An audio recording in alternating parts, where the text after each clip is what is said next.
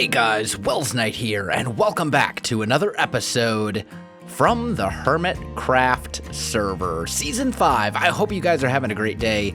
Happy Easter for those of you who celebrate Easter. It is Easter Sunday today, which is pretty fantastic. Well, actually, for me, it's not. It's Saturday. But for you guys, it's Easter Sunday, so happy Easter. If my voice sounds a little bit different, it's because I got some new audio equipment. I recently purchased a Yamaha MG10XU mixer, which, for those of you who are interested in the specific model, that's what it is. But basically, it's a soundboard that my XLR microphone plugs into, and I just got it today, just got it set up today, so please let me know. Does it sound good? Does it not sound as good as what I used to have? Let me know in the comments, because I can almost guarantee that there are going to be a lot of minor tweaks and changes to the way my audio sounds over the next week or so, especially since I have some other equipment coming in over the next few days. I'm really wanting to upgrade the quality of my audio, especially live, because a lot of the problems that I have with my audio, and they're not so much problems as they are like minor annoyances, because I'm a perfectionist when it comes to that sort of thing. Not so much major issues as it is minor annoyances, but pretty much all the problems I have with my previous setup I can fix in post-production, right? In editing. However, it doesn't do me any good when I'm live, like recording in a group with other hermits, or if I'm streaming or anything like that. So I got myself some equipment where I can adjust those sound levels, the bass, the treble, compression, all that kind of stuff, and do it live, which I think is going to be absolutely fantastic. But I need your guys' feedback.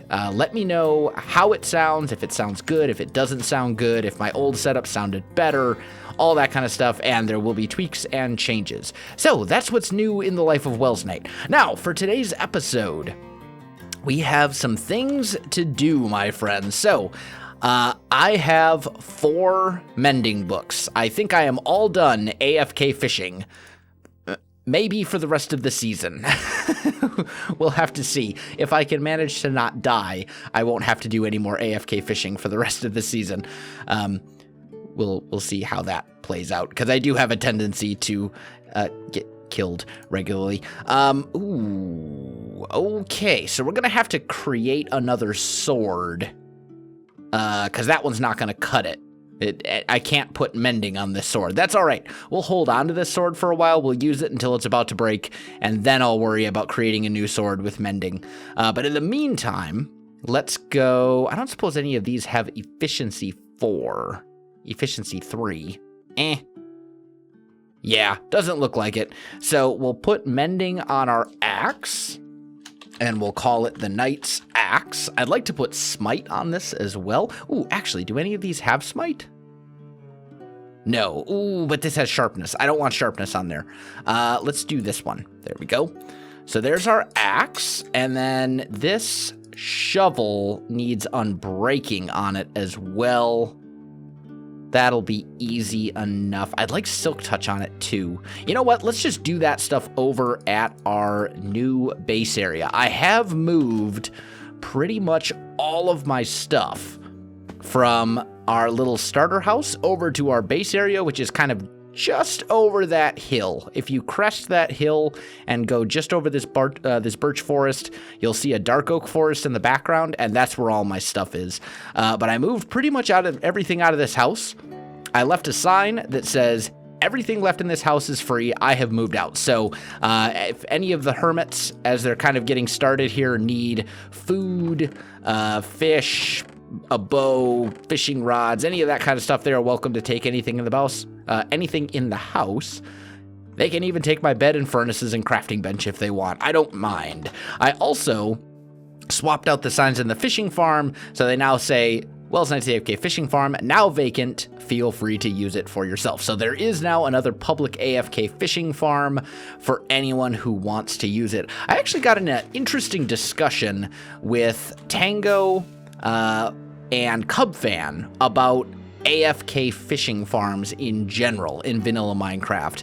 And we had a discussion about how they're kind of game-breakingly overpowered in the early game. And I have to say, even though I'm generally a strong advocate of everyone being allowed to play however they want to play, fishing farms, it's very little effort for a lot of reward. And I don't know, I think they need something. My solution to the problem would be to make fishing use hunger, which would essentially gate. It would make it require a little bit more effort. Offhand food or offhand fishing rod and main hand food would be kind of an easy workaround, but I don't know how I would fix it.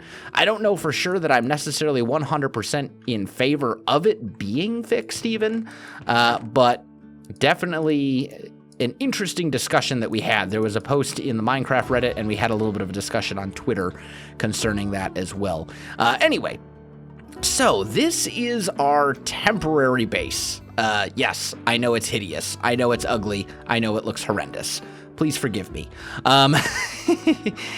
But this is only temporary. This is basically going to be the place where we store our resources temporarily until such a time as we can have a permanent house location. And what I need to figure out, as I said, I want to build a castle in this season, and I want it to be an absolutely epic, massive castle.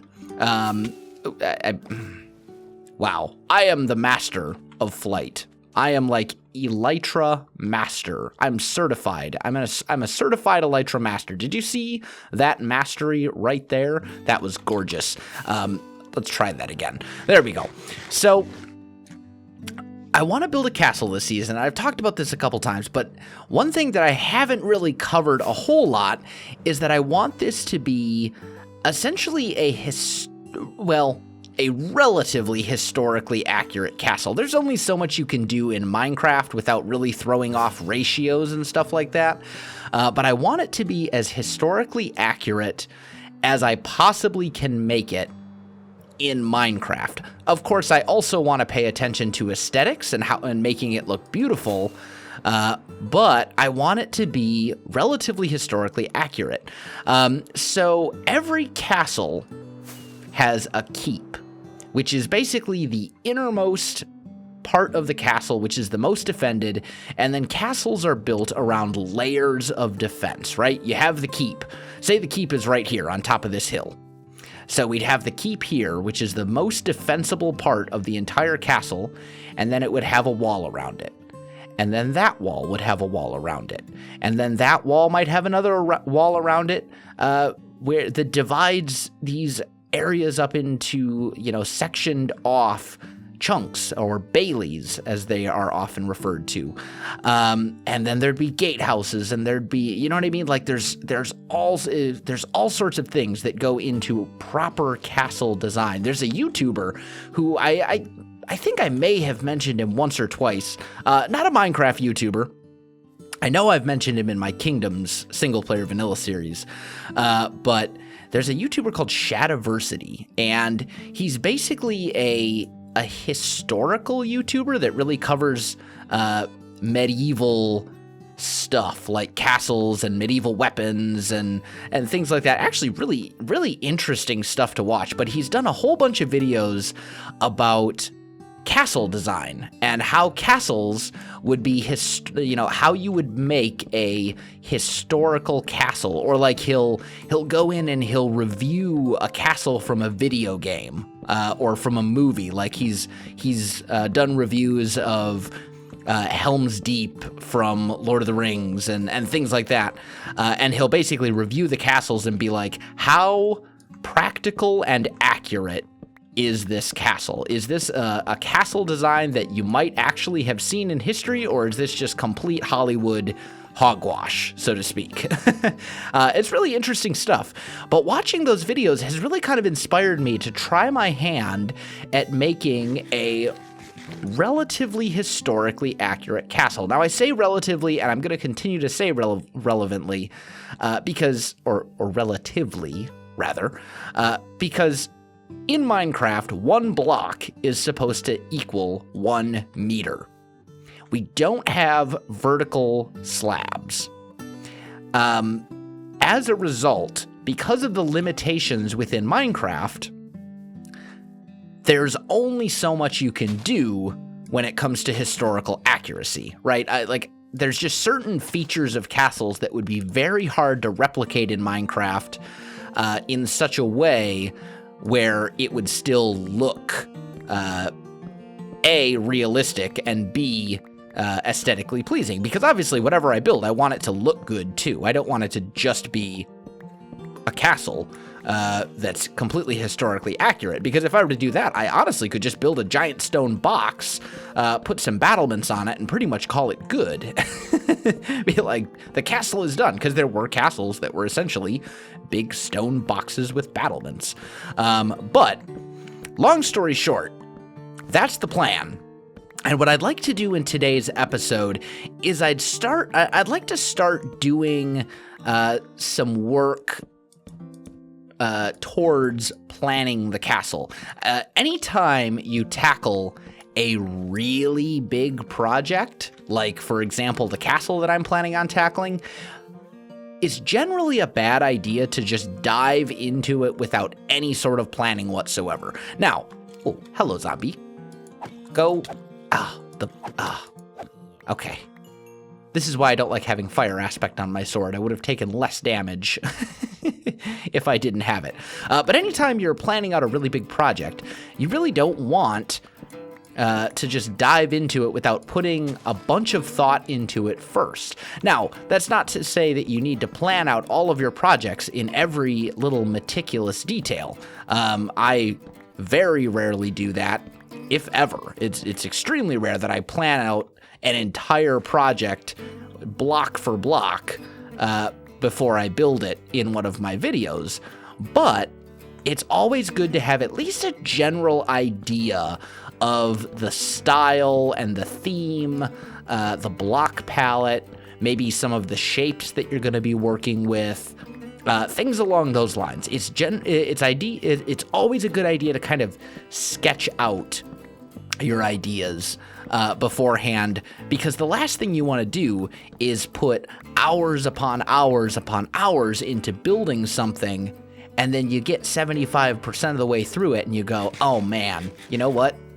This looked a lot better in my head than it does in my game. This actually doesn't look good at all. Or, for that matter, man, I wish I'd planned out this shape a little bit more. These two things don't connect together very well. Or, you know, you guys get the idea. There's a lot that can potentially go wrong if you don't plan properly. So, I think what I'm going to do, I'm going to take a little sleep here. I still have some stuff in my shulker box to unload, I believe. Yep, all these shulker boxes are filled with stuff that I need to unload into my chests. And then I'm going to do a little bit of planning, and I'll be back with you in just a minute. All right, guys, I am back, and we are obviously in a creative world now.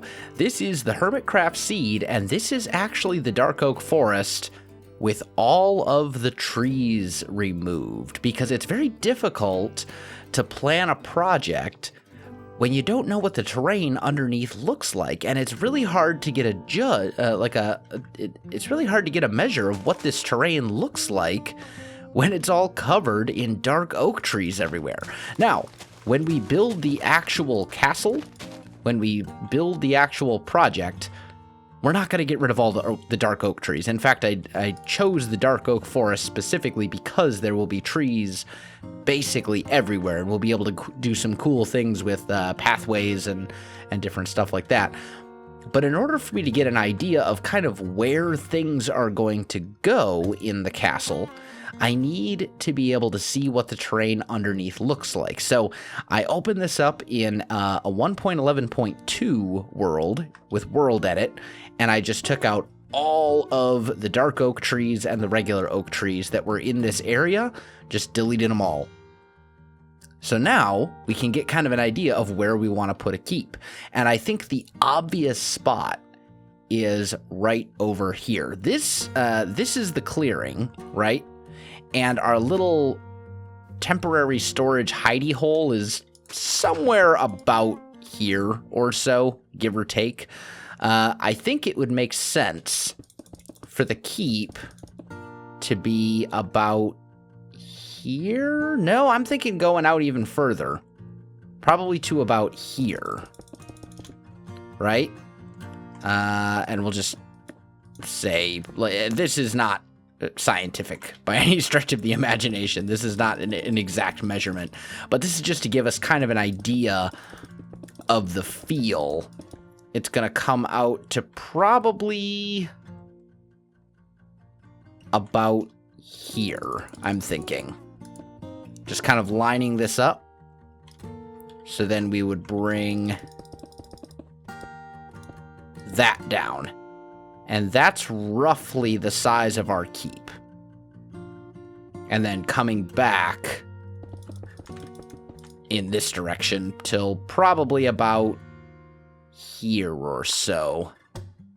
So you can see just the keep alone is going to be pretty good sized, which I think is, that's what we want. We want a big, large project. The reason I'm starting this project at the beginning of the season is because it's going to take us all season to finish.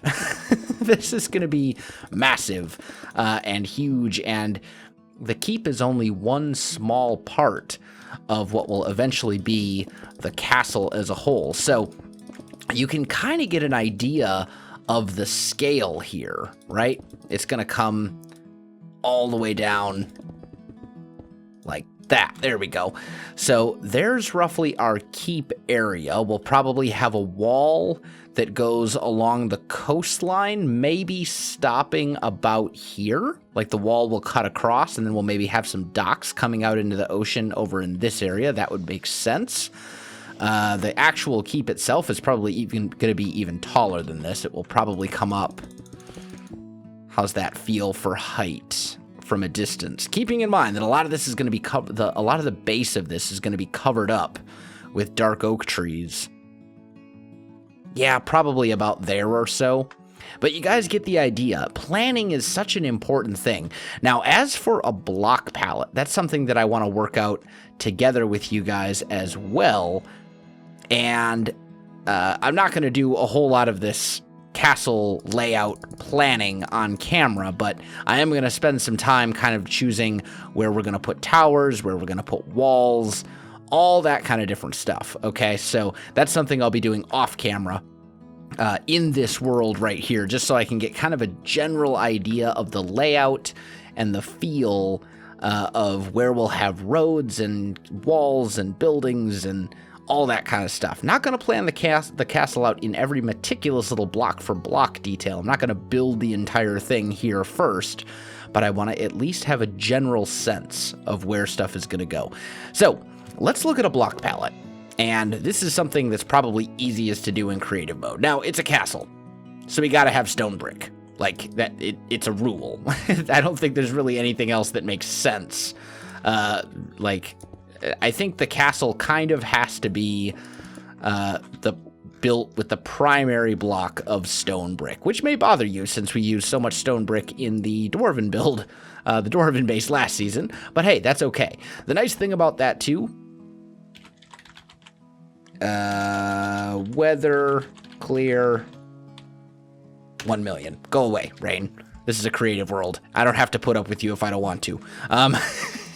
Anyway, so I think we'll do something along these lines. Obviously, the stone brick, very nice. Gives us lots of variance there as far as different types of stone brick and all that kind of stuff, right? I think also it's very important to incorporate some cobblestone into that as well. Like so, then we get our stairs, we get our slabs, we get our different types of walls, which is always useful, etc., right? So that's the easy part of the block palette. We know those are all going to be there. They're all going to make sense. I'd also say andesite is another obvious choice. So we got our general stone block palette. That's the easy part. no surprises there when it comes to castle building. However, now we got to get into some of the other things. We're in a dark oak forest, so definitely thinking dark oak is certainly going to have to be included. Let's put our woods over here. Spruce and dark oak go very well together. And then we need a little bit of a color pop. We need some sort of highlight color to incorporate something other than browns and grays. And I'm kind of thinking,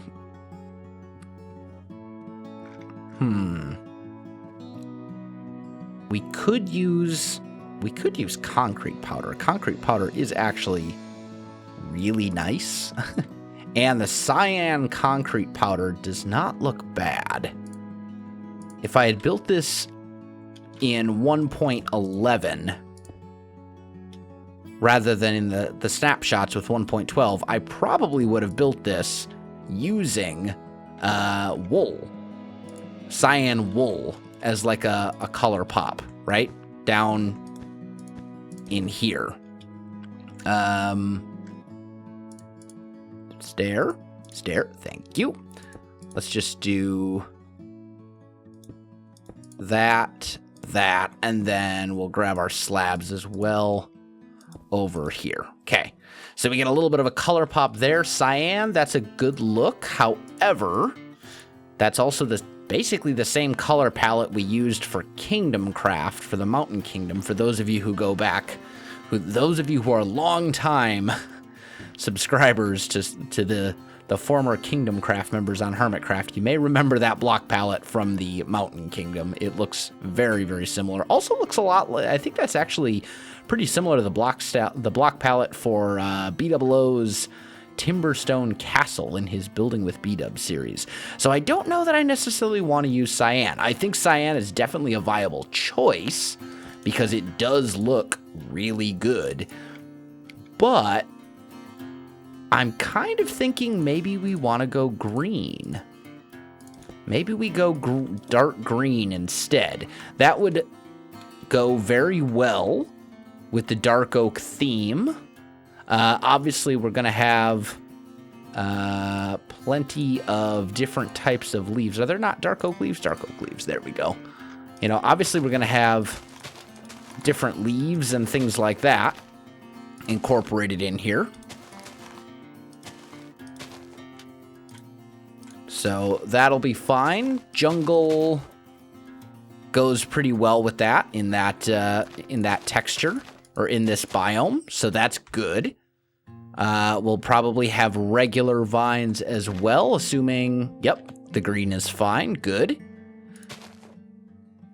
I'm almost worried that the green is going to blend too much, though. So maybe we go with... maybe we use multiple highlight colors. Maybe we go green. And then also... maybe yellow? That would really pop. I'm worried it might pop too much, though. That could work. That could work. And I do like the yellow terracotta as well. Like, that's a very nice look. I think it's like that, and then this, or is it that one? I think it's that one. Yeah, there we go. As like a highlight? That's not bad. Maybe green and yellow for our highlight colors. And then our banner or flag or whatever, we would do probably something like that. Grab ourselves some yellow and dark green wool and probably go like, now this is something that I've never been particularly good at, to be entirely honest. I've never been amazing at banners. I know that there are people out there who are quite good at them. I'm just not among those people. But, you know, something Something along these lines, maybe. Could be good.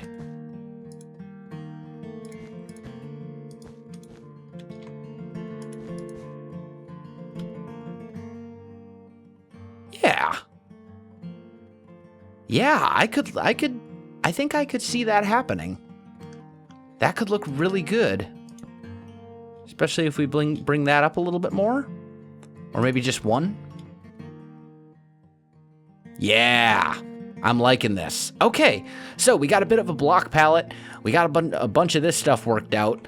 Now, I do apologize. We spent a fair amount of time in a creative world in today's episode, but sometimes that's important. That's very, very important to do some planning and stuff in advance. And I want to kind of show you guys my process when it comes to building these castles and things. I don't want to just show you the build. I want to show you my thought process and my creative process as I'm doing that, because maybe then you'll learn something about, you know, kind of how to think creatively in that way. Maybe you'll kind of be able to work on your own creative process, which is obviously an extremely important thing when it comes to building. So let me jump back over to the Hermitcraft server, and I'll be back with you in just a sec.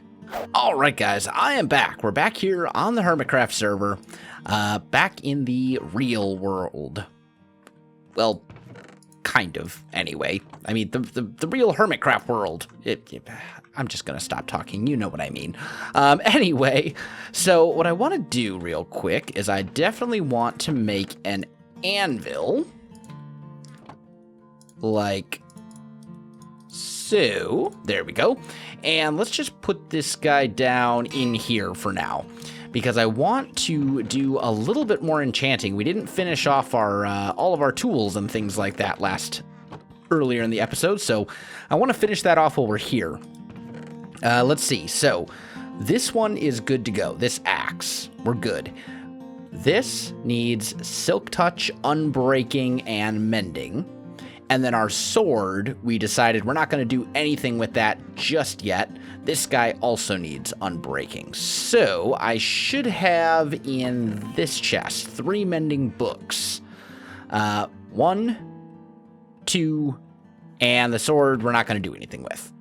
So let's set aside, which of these is the least useful? Probably, this one's probably the most useful. We should hold on to that one, I'm thinking. And then we need to grab the other books that we need. So there's an unbreaking book. We also need efficiency 4. Sure, why not? We're going to need a silk touch. Do I have a silk touch? I don't know what I do. Unbreaking again. Quite useful. There's a silk touch and efficiency 4. Even better. Okay. So let's do this guy first. Efficiency 4, silk touch. That'll bump it up to efficiency 5. Okay. And then we'll say, bam, mending. Okay.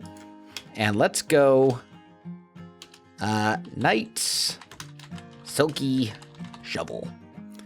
There we go. So that thing should be set. Oh, and it also needs unbreaking on it. Okay, that tool, done. This tool, basically done. Oh, except I want to put smite on that, don't I? For killing, there's smite 4, that'll work. Let's do this.